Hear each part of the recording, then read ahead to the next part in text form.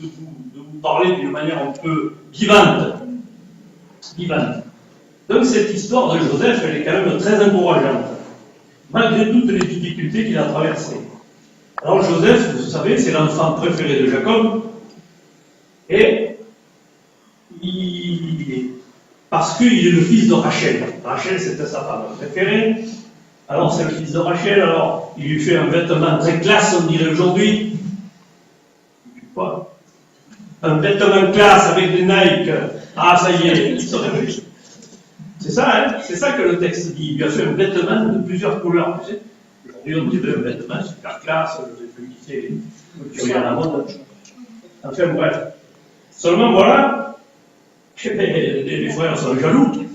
Les frères sont jaloux, ils voient que c'est le fils préféré, et alors ils le prennent en grippe, et même en haine. Alors, il faut préciser que les 12 fils de Jacob sont nés de 4 femmes différentes. Ce qui ne facilite pas vraiment la situation. 4 femmes, vous vous rendez compte? Déjà avec une, c'est pas toujours évident. Pour toi. Mais tout à fait. Il faut plaisanter. Sinon, c'est pas la peine. Ma femme dit pareil, hein, ne vous empêchez pas. Enfin bref, lui, il en avait 4. Et il aura 12 fils. Il y aura aussi une fille, Dina, qui amènera aussi des problèmes. Elle voudra aller voir ce qui se passe un peu ailleurs que dans sa famille, pour se dire qu'avec 12 frères, on peut la comprendre aussi. Bref. Donc c'est une sorte de famille recomposée. Il y en a beaucoup aujourd'hui, de familles recomposées. Et donc voilà, c'est une histoire qui peut vraiment nous parler aujourd'hui. Alors Joseph, il fait 2 rêves. Dans ses rêves, il voit ses frères, enfin, il voit la lune aux étoiles se prosterner devant lui. Et l'interprétation qu'il donne, c'est que voilà, en fait, il ne donne pas d'interprétation, mais c'est ses frères et ses parents qui interprètent et se disent comment on va se prosterner devant toi, mais ça ne va pas, hein. Tu te prends pour qui? Bref, il commence à se faire des ennemis, le Joseph. Et puis voilà, le temps passe, et quelques temps plus tard, Joseph part à la retraite, à la recherche de ses frères. En fait, il voit les troupeaux, qui garde les troupeaux. Et là, ça se gâte. En le voyant, ses frères décident de le tuer. En disant, vous voyez le faiseur de songe qui arrive. Et bon, il y en a un quand même qui a un peu pitié, et lui dit, et leur dit, non, on va le jeter dans une citerne. Ça commence mal. Ça commence mal, son histoire de Joseph. Et vous allez voir, ça continue aussi. Et puis, voilà, en voyant passer une caravane, ils décident de le vendre aux Ismaélites pour 20 pièces d'argent. Alors, comme en plus ils ne veulent pas être coupables aux yeux du père, qu'est-ce qu'ils font? Ils tuent une bête, ils trempent son beau vêtement dans le sang, et puis ils ramènent ça au père en disant, tiens, voilà ce qui s'est passé, on ne sait pas, voilà. Et Joseph croit que, pas Joseph, Jacob croit que son fils a été tué par une bête. Enfin, c'est sordide comme histoire.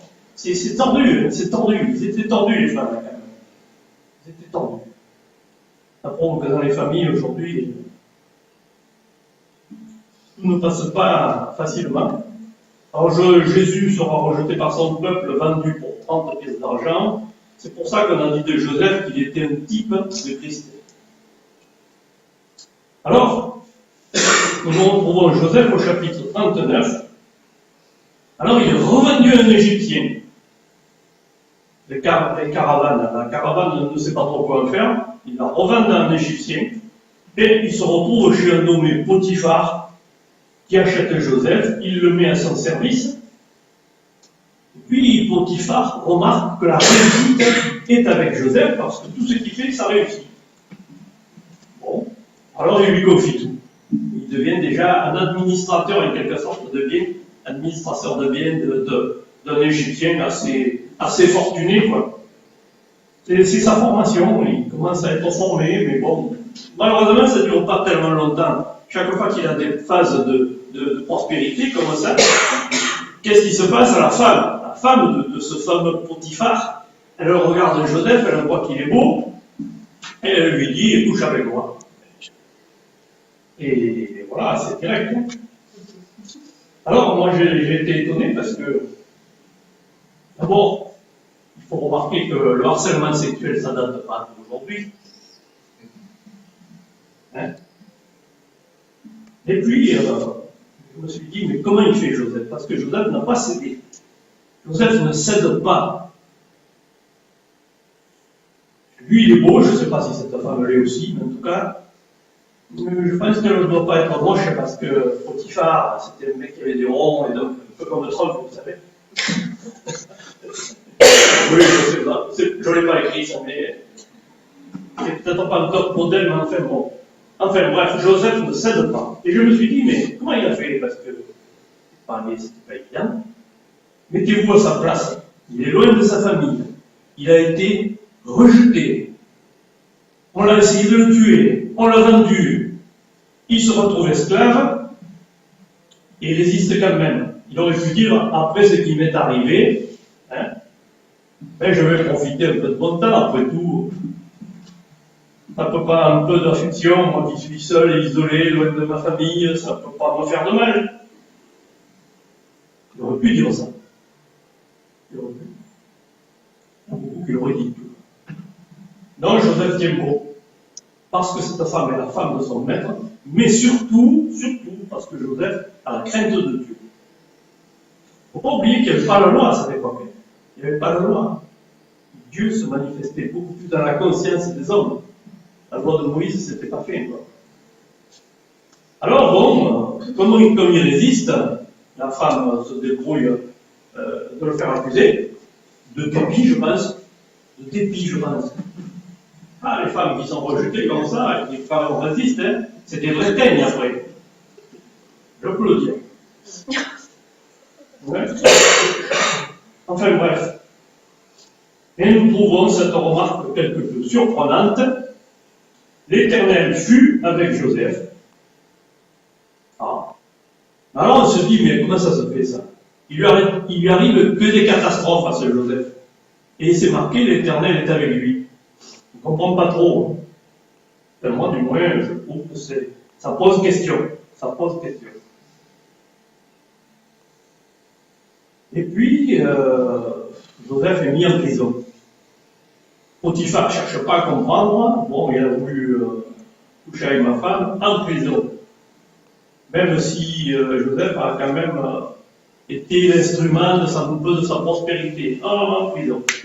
Et Joseph se retrouve en prison et on trouve de nouveau. L'Éternel fut avec Joseph, étendit sur lui sa bienveillance, et Joseph obtient la faveur du chef de la prison. Il gère de nouveau. De nouveau en prison, il gère.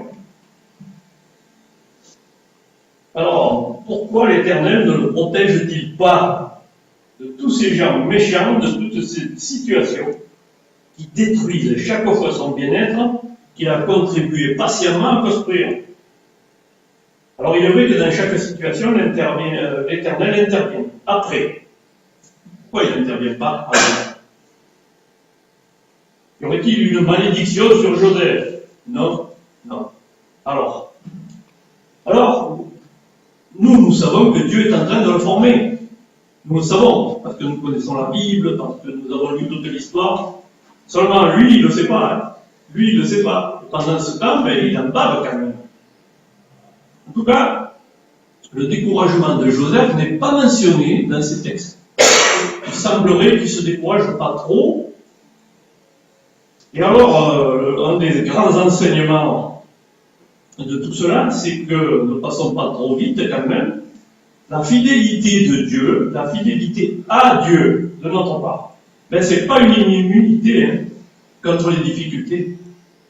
Parce qu'on est fidèle à Dieu, on n'est pas immunisé contre les difficultés.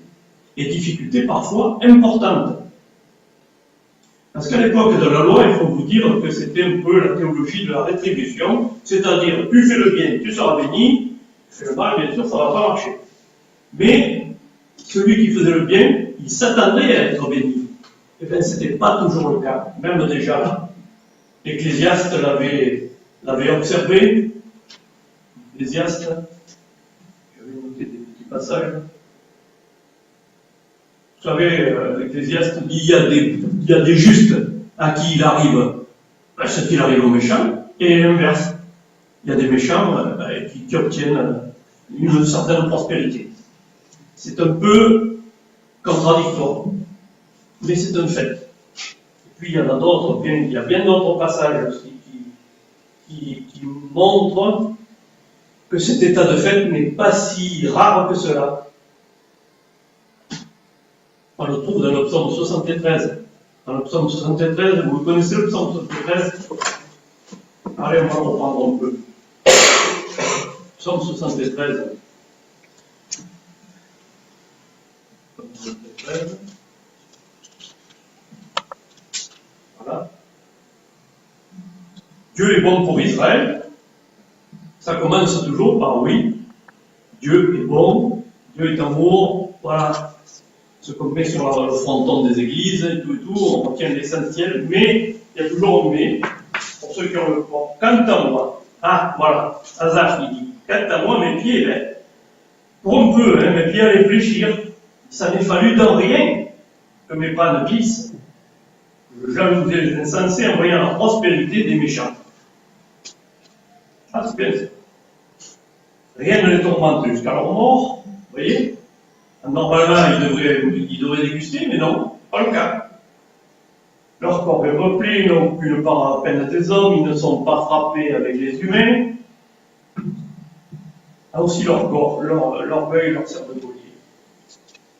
Et il continue, et il continue, et il continue, jusqu'au verset, dans les 12. Ainsi sont les méchants, toujours tranquilles, ils accroissent leur richesse, et puis tout d'un coup, ils se regardent lui et il dit, mais alors moi, c'est donc en vain que j'ai purifié mon cœur, j'ai lavé mes mains dans l'innocence, tous les jours, vous vous rendez compte?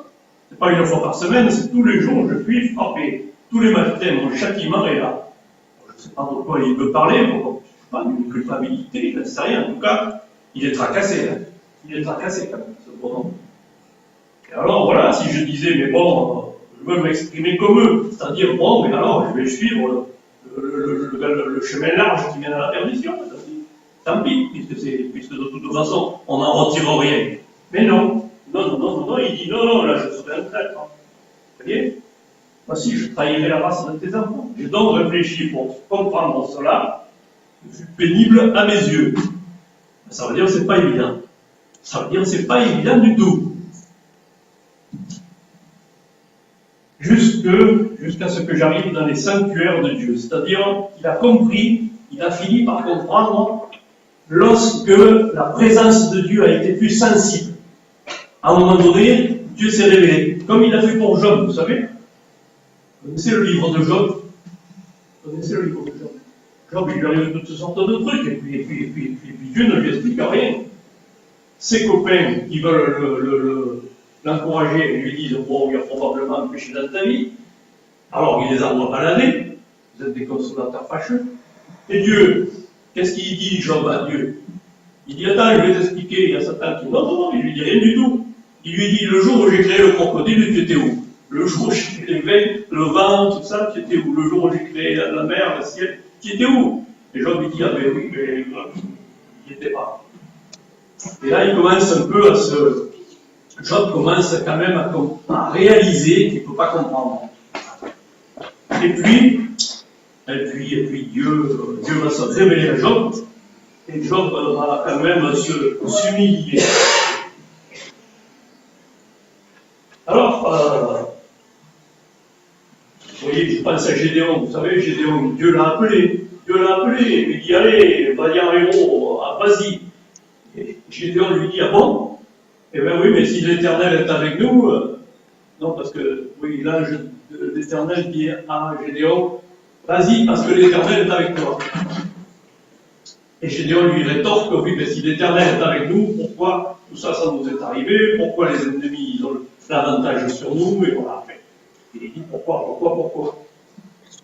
Et il va finir par y aller, mais quand même... Alors, n'essayons pas de trouver absolument des raisons à tout ce qui nous arrive. Souvent, vous savez, quand on est dans l'épreuve, des fois, attention, des fois, il arrive que ce soit un feu de notre faute, mais il arrive des fois qu'on soit pour rien. Quelquefois, on n'y est pour rien. Alors, Ne cherchons pas de trouver des raisons. C'est une fausse piste, et la plupart du temps, nous risquons de ne pas trouver de raison. Et tout simplement parce qu'il n'y en a pas. Il n'y en a pas. Des fois, il n'y en a pas. Du moins, d'un point de vue de cause à effet. Hein. Il n'y a pas de véritable raison qui nous a amenés dans ce moment difficile. Et ce qui risque de nous arriver dans ces moments, c'est d'en inventer. Vous savez pourquoi on invente des raisons? Parce qu'on n'aime pas l'incertitude. Nous n'aimons pas l'incertitude. Je pense qu'à Emmanuel parlait, il disait voilà, je fais ça, je fais ça. On est sûr de rien, on est sûr de rien. Dieu travaille. Dieu travaille. Alors on ne le sait même pas. Ce qui fait que bien souvent, on souffre quand même. On souffre. Dieu travaille notre personnalité. Dieu fait mourir notre moi. Petit à petit, l'Esprit de Christ se forme en nous, mais c'est pas sans souffrance. C'est pas sans souffrance. C'est ça la croix aussi. La croix est une puissance de Dieu. Ouais.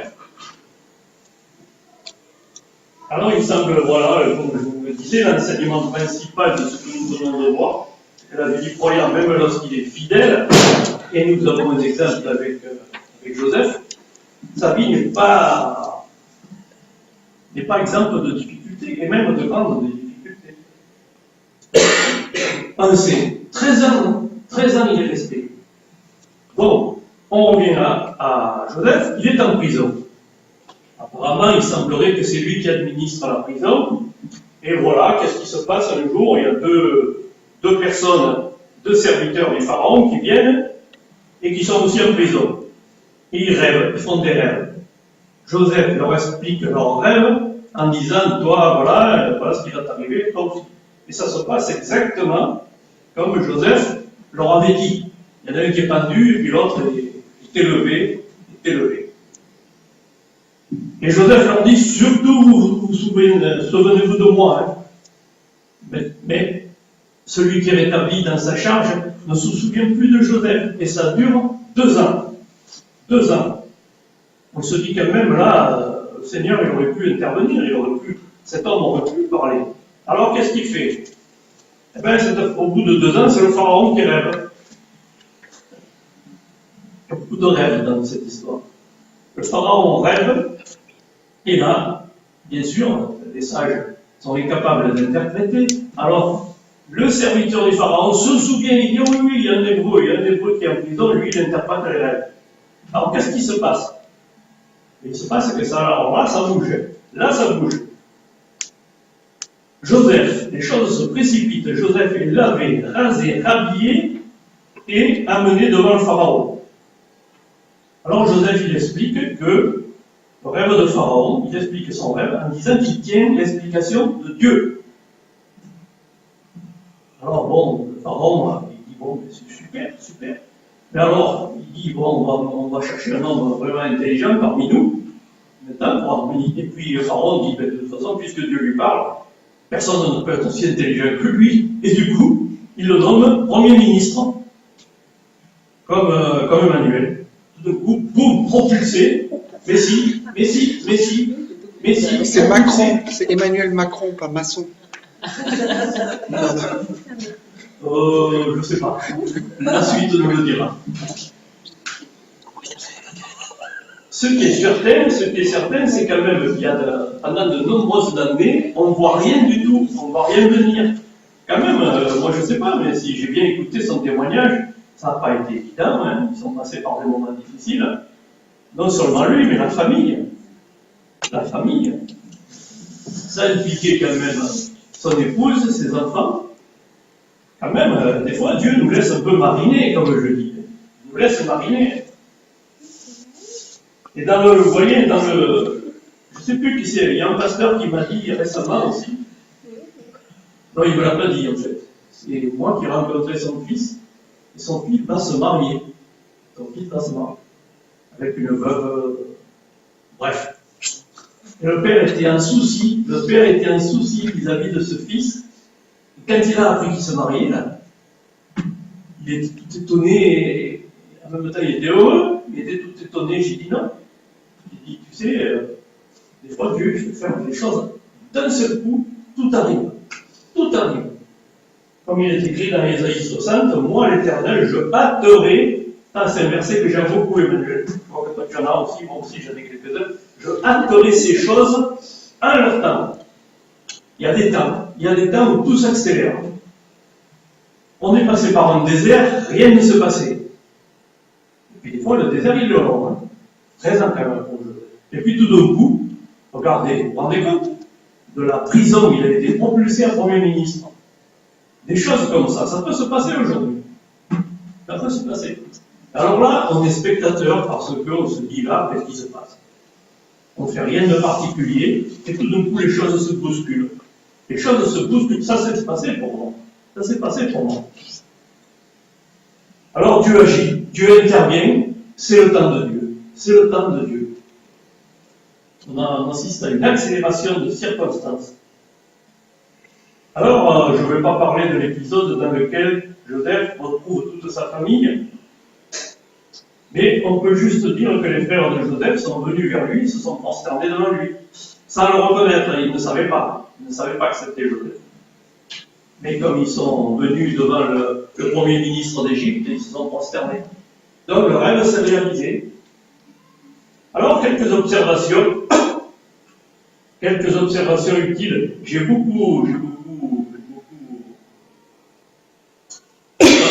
pas tout dit, parce qu'Emmanuel a dit tellement de choses dans son témoignage. Si. De l'autre côté, vous voyez le témoignage vécu par mon frère de l'Assemblée, et puis le témoignage de l'Écriture concorde d'une manière extraordinaire. Alors, oui, la personnalité de Joseph, malgré tout ce qui lui arrive, on ne le voit pas se plaindre. Alors, on pourrait penser, est-ce qu'il est un peu insensible comme bonhomme? Il est insensible, quoi? Non. Loin de là, en effet, lorsqu'il se retrouve à la tête de l'Égypte, sa femme, il s'est marié, entre pas, sa femme lui donne 2 fils. Il nommera le premier Manassé, ça veut dire celui qui fait oublier ma peine. Celui qui fait oublier ma peine. Ça veut dire qu'il en a eu. Il a fallu quand même un fils pour lui faire oublier tout ça. Et puis, il m'a rendu fécond dans le pays de mon humiliation. Ça aussi, il l'a vécu. Et là, il le dit là, oui. Il le dit à ce moment-là. Donc, Joseph a souffert, même si ce n'est pas écrit par ailleurs. Il a souffert avant d'être restauré, et cette tranche de vie aura duré 13 ans. Alors, les frères de Joseph, vous savez, ils se demandent, ils se disent, il va se venger de nous. Et non.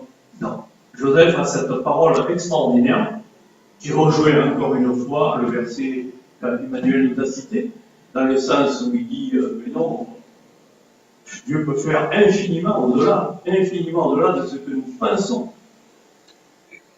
Dieu peut faire infiniment. Moi aussi, je suis comme Emmanuel, je suis un peu frustré parce que des fois, je dis, mais quand même. C'est-à-dire, moi, je ne vois pas beaucoup infiniment au-delà, oui, mais jusqu'à quand et jusqu'où, et voilà, on a le droit de dire ces choses. De se mettre en colère contre Dieu, de se révolter, non, mais on a le droit d'ouvrir notre cœur. Regardez les psaumes, ils sont pleins de ça. Seigneur, jusqu'à quand vas-tu m'oublier? Jusqu'à quand serai-je dans cet état? Et jusqu'à quand? Et je veux dire, et quand Job s'est plaint, Dieu ne l'a pas, il n'a pas fait de reproches, il a fait des reproches à ses amis, qui eux étaient là, en bon théologien, oui, mais tu comprends, Dieu ceci, Dieu cela, et il a fallu qu'il offre un sacrifice pour eux, tellement qu'ils avaient été durs avec lui, Et il a fallu que Job leur pardonne aussi. Après, la situation a été rétablie. Oui, nous avons le droit d'ouvrir notre cœur à Dieu et même des fois d'avoir des paroles assez, je dirais, viriles. Je dirais ça comme ça. Alors, Joseph a cette parole extraordinaire. Il dit à ses frères qui ont peur qu'ils se vengent, il leur dit, non. Suis-je à la place de Dieu, déjà? Ne vous vengez point vous-même, dira le Nouveau Testament. Suis-je à la place de Dieu? Non, c'est pas moi. Mais il dit, vous aviez formé le projet de me faire du mal. Vous aviez formé. Dieu l'a changé en bien. pour accomplir ce qui arrive aujourd'hui. Pas seulement pour lui, hein, mais pour sauver la vie à un peuple nombreux. Puisqu'en fait, tout Israël, Jacob va descendre en Égypte avec 70 personnes de sa famille. Vous vous rendez compte?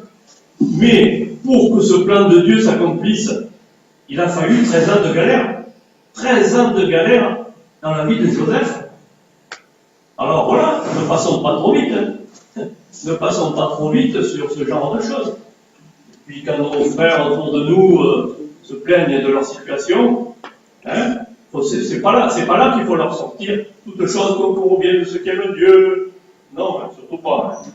Surtout pas. Comme disait Emmanuel encore une fois, il faut pleurer peut-être avec ceux qui pleurent. Du moins un certain temps. Puis se réjouir le jour où ils vont se réjouir. Le nouveau parti, tiens, il y en a un, Macron. Le nouveau parti du président se nomme En Marche. Alors les chrétiens aussi sont en marche. Le gouvernement En Marche sait-il où il va? Je n'en suis pas certain, j'ai dit. Beaucoup de gens autour de nous ne se font guère d'illusions. Alors j'espère que nous sommes attachés au Seigneur. Avec lui, nous savons où nous allons. Nous le savons où nous allons. C'est quand même glorieux, la cité céleste. J'en parlais avec Fanny, je crois, en arrivant, je disais, mais chrétiens, on ne réalise pas toujours. On ne réalise pas. Vous vous rendez compte de l'éternité? Tous ces gens-là à ce moment, c'est la feria. C'est la feria à l'est. Je ne suis même pas mis les pieds, je vous assure. Pour voir des gens sous et vides, comme disait Emmanuel, qui ne savent pas où ils vont, ils sont pleins. Ils ne savent même pas pourquoi ils vivent. C'est d'une tristesse. Oui, avec lui, nous savons où nous allons, et même si des difficultés nous attendent, nous sommes sur le chemin de la cité céleste. C'est notre destination et notre but. Alors, frères et sœurs, levons nos têtes. Levons nos têtes. Amen. Et même si baille, je retiens le témoignage. Non, je plaisante ce matin parce que j'estime qu'on est en famille. On est en famille. On est en famille ici. Il y a des choses que je ne dirai pas dans un autre contexte. D'ailleurs, je voulais dire à David, il voulait que je marche à l'aise, j'ai dit non. Je ne veux pas à l'aise. Je ne veux pas à l'aise. Et voilà, donc je lève nos têtes parce que le meilleur est devant nous. Cela dit, ne minimisons pas les souffrances du parcours. Voilà, il faut être là. Ce qui m'a beaucoup formé, vous voyez, dans cette sensibilité à la joie, mais aussi à l'épreuve, c'est les visites de Monnerie, où on rencontre toujours des gens en souffrance. Ça m'a aidé à réfléchir sur la condition des autres, sur ma propre condition, et sur l'Église aussi en général. C'est toute une école. C'est toute une école. Voilà, que le Seigneur nous bénisse ce matin. J'ai été vraiment édifié, Emmanuel, par ta présidence, par ton témoignage. Je ne dis pas ça pour en rajouter. Pas du tout, pas du tout. Je me suis dit, c'est extraordinaire. C'est extraordinaire la manière dont Dieu. On parlait de fil rouge, quelqu'un a parlé du fil rouge, mais c'est incroyable, incroyable. C'est l'histoire de Joseph, quelque chose de près, quelque chose de près. Chacun la sienne. Tout dépend au niveau où l'on vous l'a donné. On en est tous là. Et c'est bien d'avoir cette parole qui est là, qui, elle, nous dit voilà, c'est comme ça que ça doit se passer. Et un Emmanuel qui dit voilà, c'est ce que j'ai vécu. Et que le Seigneur soit béni. Que le Seigneur soit béni, amen. Merci Armand. Continuons à être bénis par la bénédiction issue de la parole de Dieu. Je vous invite à vous lever. C'est pourquoi je me mets à genoux devant le Père de qui dépendent comme d'un modèle toutes les familles des cieux et de la terre. Je lui demande qu'il vous accorde, à la mesure de ses glorieuses richesses, d'être fortifié avec puissance par son esprit dans votre être intérieur. Que le Christ habite dans votre cœur par la foi, enraciné et solidement fondé dans l'amour. Vous serez ainsi à même de comprendre avec tous ceux qui appartiennent à Dieu combien l'amour du Christ est large, long, élevé et profond. Oui, vous serez à même de connaître cet amour qui surpasse tout ce qu'on peut en connaître, et vous serez ainsi remplis de toute la plénitude de Dieu. À celui qui, par la puissance qui agit en nous, peut réaliser infiniment au-delà de ce que nous demandons ou même pensons, à lui soit la gloire dans l'Église et en Jésus-Christ pour toutes les générations et pour l'éternité. Amen.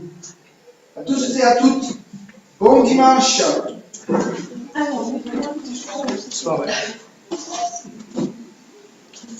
Moi, qu'est-ce que tu as amené à... Tu as encore éventuellement la partie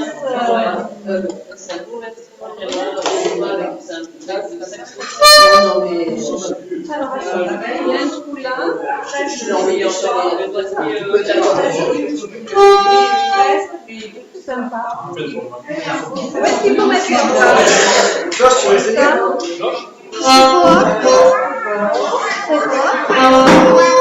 Un canard?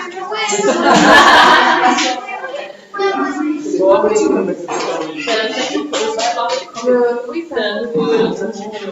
Moi, j'aime bien. Tu sais, j'ai juste modifié l'emplacement de la hanche. Là, maintenant, je vais classifier ça. Ça marche pas. Je sais pas ce que j'ai fait. Et maintenant, ça se fait.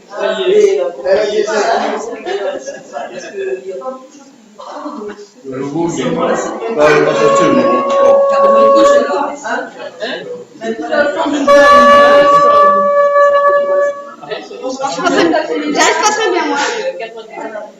Pas cher. Avec des manger sur le bec, ils vont rentrer là. Allez, dimanche. Voilà l'échelle. Viens dimanche. Voilà. Tu viens mieux.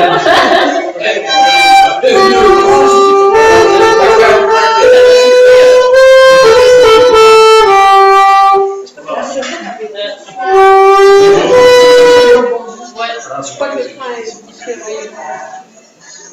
Mais là, il est en gros. Mais t'arrives à mémoriser tous les... J'arrive pas à sortir le panier. Moi, j'aime pas la compte, c'est plus les...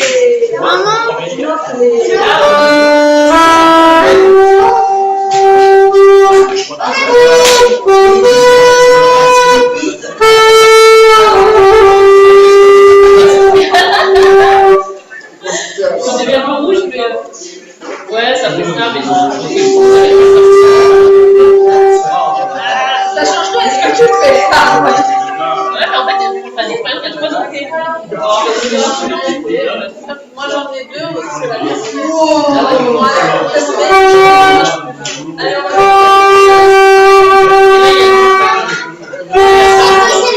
Voilà. Arrêtez avec les montants, j'en ai marre.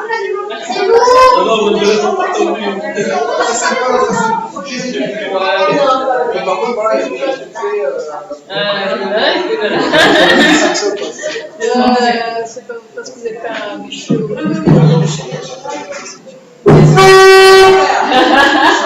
C'est rigolo.